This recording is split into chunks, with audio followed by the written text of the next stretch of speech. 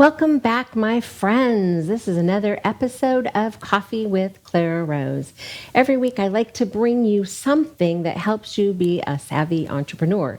That is strategic focus, intentional action. Those are the things that help us be savvy as entrepreneurs. And of course, I also love to bring guests into the show or by Zoom or in person to talk with us about their business, how they're being a savvy entrepreneur, how they're making a difference in the world around them, in the community around them. And it's one of my favorite things. And I am super excited today to have somebody in the studio with me who's going to share about her business. So, today I have Lauren Weber. Lauren is an attorney, a personal injury attorney here in the Pasco County area of Florida, right here where I live. And she is here today to share with us about her business and how she makes a difference in the world around her. So please help me welcome Lauren to the studio. Welcome, my friend. Good morning. Thank you so much for having me. I'm very super excited that you're here. Thank you for taking time out of your very busy schedule, which I know you are busy, but to just come in and sit with me for a few minutes and talk about what you do. And I mean, you are in the same community as I am, so that really matters to me. What you do makes a difference in our community. So first, let me just ask you about your business a little bit. So you're a personal injury attorney in Pasco. Do you serve all of Pasco or all of Greater Tampa? What is your scope? Throughout the state of Florida. I'm licensed in the state of Florida, so I can serve clients throughout. Right now, being a new firm in the area, I am focusing in my own backyard first. Sure. But when you're licensed in Florida, you can serve throughout the state of Florida. So okay. And is it just you? Are you solo or do you have partners? Yes. No, I am solo. Hopefully in the future, I would love to have a team. But right now I'm building my brand and building up my clientele. So once I'm in a position, hopefully then I can take on some staff. Some other people. Yes. So how long have you been doing this then? So I opened my firm in August of 2022. Okay. So I am a fairly new firm. Fairly new. Okay. I am doing injury law, but as you know, injury law is very competitive. It is. So, you see there's injury attorneys all over as you drive. Right. So I do a little bit of transactional work on the side as well. Some contracts. What do you mean by that? Okay, contracts. Contracts, nuptial agreements. I've done a lot of pro bono work recently, helping people, who are taken advantage of, get their money back. Nice. But my primary focus is injury law. Okay, so is that somebody hit me in a car, or is that beyond just it's beyond. Injury law encompasses so much. So, of course, the main focus is car accidents, but then you also have dog bites, slip and falls, premise liability. Okay. So it's not just inclusive of car accidents. Personal injury is very broad. Okay. You could be visiting a business and slip and fall because of their negligence. So so any injury that happens to you personally. Correct. That's what that boils down to. Okay. Yes. And then what do you do for people? So what I do is it all comes down to money. It's not about the money, but it comes down to money. When you're injured, I can't return your body to the state it was pre-accident. Right. The only way that I can get you to the point you enjoyed before is money. So what we do is we look to see how much insurance coverage there is, and that's what we go after. Okay. We look to see if it's a car accident, how much auto insurance that individual carried. If you have uninsured, underinsured motorist coverage on your policy. Oh, okay. So if they didn't have enough coverage on theirs, then we would look to your policy. Policy would help. Yes. To pick up the slack a little. And while we're on that subject, I'd like to bring up, in Florida, they do not require drivers to be on the road with bodily injury coverage. So you could get in an accident with somebody who has absolutely no coverage. So in Florida, it's very important that you carry uninsured, underinsured motorist coverage on your auto policy to make sure you and your family are protected. And interestingly enough, that is not required of us. No, right? It's an optional coverage. They ask, do you want to add this? And you, depending on how educated you are about what it does for you and the necessity, you might be looking at the dollars and say, what does that cost me, right? And, oh, no, I don't need that, right? That's exactly right. That's what people do. So I do offer For individuals, if they want to send me a copy of their policy, I'll take a look at it and let you know nice. what coverages you have so you're prepared. The last thing you want to do is find out what type of insurance coverage you have after you've been involved in an right. accident. Because it's too late at that point, you right? you Too can't late. add it. You're stuck with what's on that policy. And there are times when the insurance companies, they have to get in writing. It's called an M9, a UM rejection form. If you have bodily injury on your policy, by law, they are required to offer you UM coverage and obtain this waiver if you reject it. If the insurance company Okay. cannot produce it, then they have to extend UM coverage to you Okay. equal to your bodily injury limits. So it's Okay. not good to assume anything, you know, Right. always double check Yeah. after an accident. This is why you have an attorney, right? Correct. This is the truth of it. This is like a totally sidebar subject, but years ago, because my husband and I have been in business for a really, really long time. Just going to leave it at that. Right? We're old, okay? Really long time. We had a employee theft in our business, Oh, goodness. and our insurance. We didn't know until after the fact when we contacted our insurance carrier, say we had this theft and here's what happened. Oh, you don't have the rider for that. You don't have coverage for that. I'm like, how is, you don't You have think that. you're protected yeah, and like, you find out afterwards. The worst yeah. feeling. Yeah, nobody said, oh, you probably want this. You have 20 employees, you probably want this. Mm-hmm. Nobody mentioned it, right? So we didn't know. We're like, what do you mean we're not covered for this? Right. Yeah, and then a few months later, 9/11 happened, right? Oh, goodness. And the people above us in the complex we were in, our office, had a fire, and the fire burnt down into our business. And then when we called our insurance, they said, oh, you don't have fire protection. Oh, my Like, goodness. What When exactly it have we rains, been it paying for? pours. Yes. Right? So now we're super careful, but if you've never experienced something like that, you might not think, I need to dig deeper, right? You don't know what questions to ask. So Right, you you don't trust know. the agent's going You to. trust the agent. But I think the issue is a lot of people too are also maybe not in your case, but worried about that premium amount. So it's like, what coverage can I get, Right. but within this range? Right. And so some of those things are left out, and you don't realize until you Right, go to use until you it. need it. Yes, But shouldn't that be the responsibility of the agent? that's to correct. say, They should. You should, here's this is the cheaper, but here's what you're giving up for that. I agree. I Yeah. agree with that. They should explain. I feel like they have a duty to. But again, sometimes they're just wanting to get that policy out. Not all insurance agents. Right, But of some course. of your lower quality insurance companies, they're just focused on that premium and getting you to buy a policy. So they don't. I have heard some agents also tell clients they didn't need coverage because they have health insurance. And that is absolutely inaccurate. If your insurance agent tells you that, question them, because health insurance is not going to compensate you like coverage will. So they may cover they cover the medical bills, Medical expenses, yeah, but potentially. it's not going to cover if you have lost wages. It's not going to put money in okay. your pocket. It's not going to cover those other damages that are encompassed in your injury claim. Okay, so lots to know about uninsured motorist. Yes, What it's it so does important for in you. Florida. That's like my first thing I tell all my clients. If they don't have get it. That way, if you're ever in an accident again, you're protected. Again, nobody on the road has to carry bodily injury coverage, and they can carry limits if they do elect to as low as $10,000. And $10,000 does not go a long way. I assume not. I assume not. I guess I don't know. I've been fortunate. Is this real wood? I'm knocking on this sucker. Is this real wood? I don't know. I've not ever been in an automobile accident other than just a little, bumper, thump and bump where there was no, everyone looked and went, oh yeah, we're all fine, Right, So no. never been in something that You're left lucky.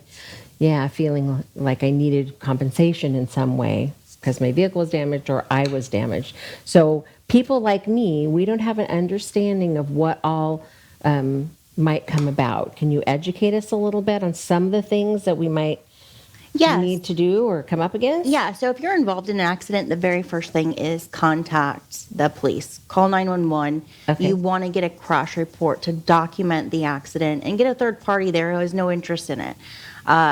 Most of the time, the individual who caused the accident, when they go home, the story changes. When they call their insurance sure, company, sure. what happened changes. So always call 911. If you're in a parking lot and the authorities won't come to the scene because they say it's minor or because you're on private property, Okay. and even if you're not on private, take photos. Take photos of the positions of the vehicles, both vehicles, your vehicle, at-fault party's vehicle. Take pictures of all of their information. I've had clients where the at-fault party will not give them their information.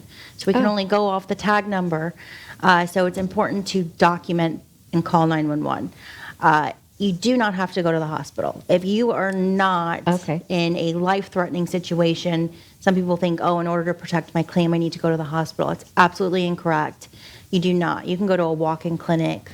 You can go to a chiropractor. You just need to treat with a physician who is familiar with personal injury and bills personal injury protection benefits, your PIP benefits. Not every doctor does that, and not every doctor is very good at documenting your injuries. Okay, so you're maybe not your primary care physician. You could contact your primary, but as soon as they hear auto accident, they may not see you. Oh. Because they do not want to bill PIP. Okay. And then you should call an attorney before you talk to the insurance companies. Do not talk to either insurance company, the at-fault party's insurance company, your insurance company. Talk to an attorney first, because what the insurance company is going to do is try and dangle a very nominal settlement offer in front of you to get your claim to go away. They'll promise to take care of you, we'll cover your medicals, but once you get that check and sign that release, they're off the hook. It's all over at that point. It's over. So even for any more medical that comes up, they're off the hook totally? Yes. Once you get a settlement? The at-fault parties, yes. And your insurance, so you hear Florida's a no-fault state. I was going to ask you that question because I've heard that. People assume, oh, it's no fault, so no one's at fault. No, what that means is you have personal injury protection benefits. Those are called your no-fault benefits. So when you're in an accident, whether you caused the accident or you were not at fault for that accident, your insurance company is always on the hook for up to the first $10,000 in medical treatment through we call them your PIP benefits, your no-fault benefits. So if Clara goes out and causes an accident and you're injured, you can still treat under your auto insurance through your PIP benefits. Now, PIP only pays out at 80%, leaving 20% unpaid. If you have health insurance may step in and pick up that 20%. But that 20% is kind of what accumulates, and that's what we use to show your damages to go after the at-fault parties. Insurance policy. So the $10,000, that's just 80%. Up to $10,000. Is what you're saying. Correct. So if you've hit the 80%, they had $10,000 to 80%. There's some built up. Then your bills are going to accrue, and you will exhaust that $10,000 quickly. Pretty quickly. Yes, especially if you go to the emergency room and you get a couple CT scans, it's likely exhausted. Oh wow. Those CT scans can run like $15,000 at the hospital. Hospital treatment is very expensive. Ambulance rides are very expensive. So it's when I have a client and they tell me they've been taken to the hospital by ambulance, I know that there's likely no PIP. So then your providers who treat you on the backside, your chiropractors, your MRIs, the orthopedics, they will see you still, and they will hold their balance if you have an attorney in a claim, because they know that they will eventually get paid down the road out of your settlement. See, there's so much to know that if without an attorney, you can't get that treatment, because then there will be no settlement. So those providers aren't going to just hold those balances for no reason. They want you to pay. Yes. They want you to pay at the end of the day, they're a business too. Of course they are, yes. And I think people sometimes will forget that they are a business. When you go see the chiropractor, they have a family to feed as well, right? That's so correct, yes. And insurance to pay, and employees and overhead and all those things. So they're not being cold-hearted. They're just running a business. Yes, it's exactly it. And we forget that, you know. Interesting. Okay, so you don't really need a personal injury attorney until you've had an injury, but should we establish a relationship with you before? Oh, I think that would be a good idea, to establish a relationship and build that trust, because one of the big things to me with my clients is I want them to feel comfortable to talk to me. I want them to open up about the intimate details of their life. How did this accident impact you? If you don't feel comfortable with that attorney, that can be very hard. Right, that makes sense. People also get intimidated talking to attorneys, just like when you go to a doctor. Some people get white coat syndrome. Right. Where I've heard that. you're afraid to ask questions. And I think that's where, communication is a big deal. Big deal to me, and it's also the number one complaint with attorneys is communication. So if you have a relationship with an attorney or you know them, you've reached out, maybe they've helped you with something else, it's a little more comforting when you go to them in that time of need. After an accident, it can be very overwhelming. You're confused. You don't know what to do. An accident throws your life out of whack. You may not have your car's totaled. So now you're trying to get in a rental. Yeah. You're in pain. And until you've been in an accident and you feel those injury complaints where you're trying to sit at your desk and your head's pounding because your neck hurts, you don't get it. But I agree, building a relationship with an attorney is important. And so that's why I try and I help people outside of just the injury realm so I can establish and build relationships with them.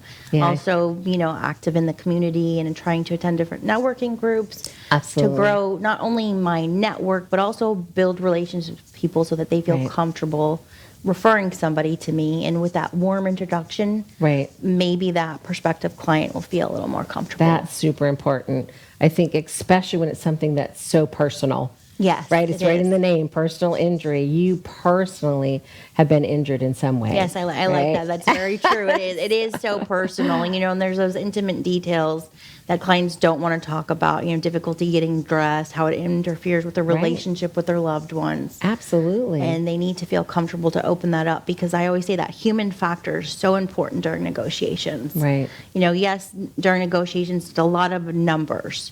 But bringing that human element and getting that adjuster to realize that this is a human we're talking about and not just a claim number gives your attorney so much more leverage. That is a great point. I hadn't really thought about that. So when that person can connect with you on a human level, when your attorney can see you as a person. Yes, then I can advocate for you. Yeah. Oh, that's the word right there. It's an advocate, right? It can be easy to look at, and maybe because I just haven't had a lot of attorney need, right? I haven't had a lot of attorney interaction. We've used attorney over the years for business, right? Okay. Have contract or something like that. But we haven't had a need outside of that. And so I haven't built business relationships with attorneys, and it can feel overwhelming. Or some of them can feel very intimidating. I can remember years ago when we had our first contract looked at by an attorney, and he was super intimidating, right? It was, kind of a power attorney. Yeah. And he never looked me in the eye, and I don't know if that's because I was a female and my husband was there, but I always felt like, he didn't see me. Right? He saw our corporation and my husband, and I felt like at any moment he would just pat me on top of the head. You're just the housewife sitting there, yes. Right? Even though that's the farthest thing from the truth, because I've been a professional for years and years.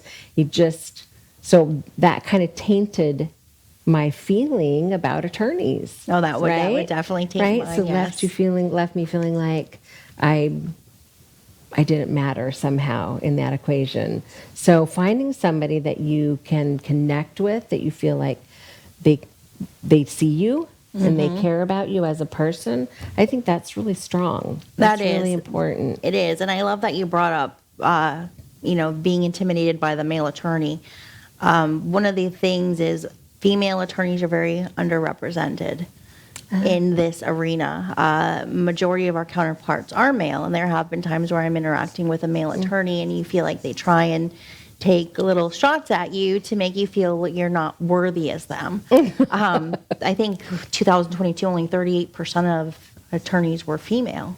Wow. Yes, that's low. Now, I think those numbers are on the rise, because if you look at the number of students in law school right now, more than 55% are female.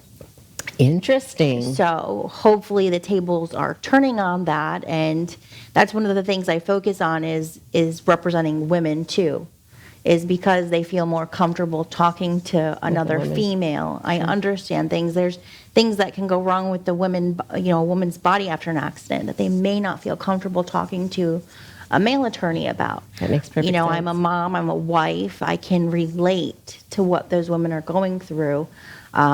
But being back to the female attorneys too, is in a lot of these firms, most of them are associate attorneys. I think a very small percent of have any equity or ownership. And so I do pride myself on being a female attorney, owning my own firm, and I'm hoping I can create eventually a safe space for other female attorneys.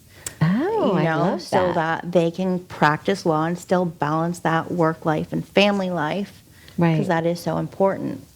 I have seen, and I don't remember even where I saw this, a female attorney talking about, my first year at a large firm, I did 80 hours a week or something. I'm thinking, how do you do 80 hours a week to start with? But that was expected. Like, how does a woman pull that off when she has other responsibilities? Like, if you have a family at home and children, you have to sacrifice that to have those things. Yeah, it's so true. And I think it's hard for women. I heard another attorney say, some female lawyers are not successful in this field. They end up exiting and going into something else is because they are still balancing that, the home life. Right. Still they're responsible for the chores at home.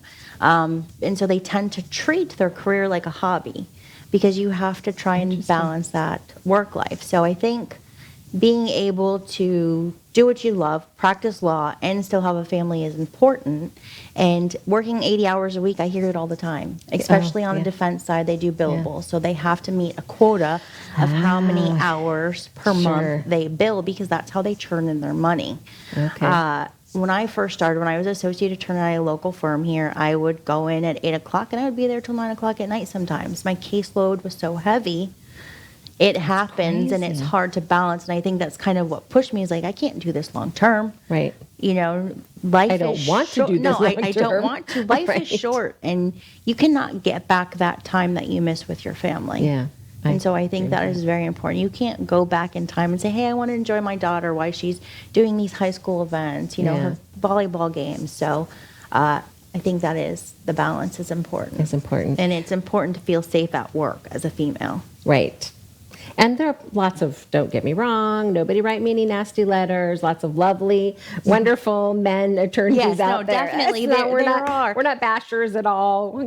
We like men, but I think that's, as a woman, talking to a woman, these are relevant topics. These are, and firms are trying to do a better job of making, don't get me wrong, I'm not saying like female attorneys are at risk at work, but firms are trying to make it a priority to make women feel safe. Maternity leave, so they're not afraid, to get pregnant and lose their job. So, we've come a long way. Do not get me wrong, we've come a long way, and I don't want to undermine that. But I know the struggles just being a female, not even just a female attorney that you face in balancing just children and work. It's hard. So do you have just one daughter? Just one daughter. How old is she? She's 18. She's in her senior year. She goes to 5A high school. Hallelujah. Yes, it's hallelujah, but scary at the same time. I'm not ready for her to, venture out. I very much enjoy her being at home. Yeah. We're like best friends. So that's lovely. So that won't go away. No, Maybe she'll it won't go away, but that won't go away. She won't be in the house all the time. Yeah. So, Well, there's a certain freedom when the kids are gone. Today is actually St. Patrick's Day, but it is also my son's birthday. Aww. And he turns Happy 40 birthday. today. Oh, the big 40. 40, which means I'm old. I'm really old. No. But 40. Wow. Yeah. So my kids have been gone for a while, but it's a transition into a new way of life when the kids are no longer at home. Sometimes we eat popcorn for dinner, right? Right. You know what? Because you're not worried about the nutrition for the children. Right. What are we having for dinner? Cereal. That's what's for dinner tonight. what's on Lucky the Charms. table. So that's great. And that's okay. You and your husband can go, yeah. So let's have cereal and then sit in the pool. Okay. I like that. So it'll be okay, I promise, Mom. But enjoy her last year before she's off to college. Is she going to follow in your footsteps? Yes, that's the hope, is that she'll go. So she's been doing dual enrollment. So we've almost got associate's degree done. Sweet. social fitness associates, work on her bachelor's, and then hopefully off to law school, and we can have a mother and daughter firm. Is my I love that. She likes the business side, so I was like, okay, you run because when you run a law firm, there's two sides. There absolutely there's is. practicing law, and then there's running the business. Right. And so, And you have to do her both. take off over the business side because that's what interests her. Okay, yeah. That's a match made in heaven. Yes. My daughter and I actually work together. Oh, my do you? youngest child, yeah, well, my youngest child, she's 38. She's 30. Oh, she's still young. So she's still young. That's my baby, yeah. But we work together, and she does all my social media, and she has a strong interest in design and those kinds of things. And I have loved working with her every minute. We've worked together on and off over the years, but it's that's so awesome. wonderful to It have is. somebody who knows you so well. She can complete my thoughts. She knows how I think. And she's the one coming in saying, you haven't eaten your lunch yet. It's 2. Don't you think you should eat? Yes. Aw. And She's got the nurturing, caring. yeah, an employee might not do that for you, but your No. own child can. So I'm excited for you. You will love that. That's awesome. I Yeah, love she that. helps me now. She does the social media Nice. aspect of things. She also, had her take pictures yesterday for the website. She's the Nice. photographer. She's done some photography classes through school. So I was like, let's whip that camera out, I love that. Let's go take some I pictures. love that. Well, we are just about out of time, but thank you Oh, so thank you much for having coming me. in. I'm excited to see how you grow in the community. We're networking together, so I'll get to watch as your new business blossoms and grows, and we get to know each other and build relationship just between the two of us in the networking world and in our community. I'm sure I'll see you out and about. Oh, definitely. All the WPBA stuff, Bowling for Boobs and the Grinch and all that. You're going to love it. It's a Yeah, I did the big Grinch part. last Did year. you? I enjoyed it. I missed the bowling for boobs, Oh, but the Grinch. the Grinch was amazing. The Grinch was amazing. I did the sweet and treat table with my daughter, Oh, did you? which was super fun. So, okay, we're out of time, my friends, but thank you for joining me once again. We will see you next week with more good stuff, helping you to be a savvy entrepreneur. Take care.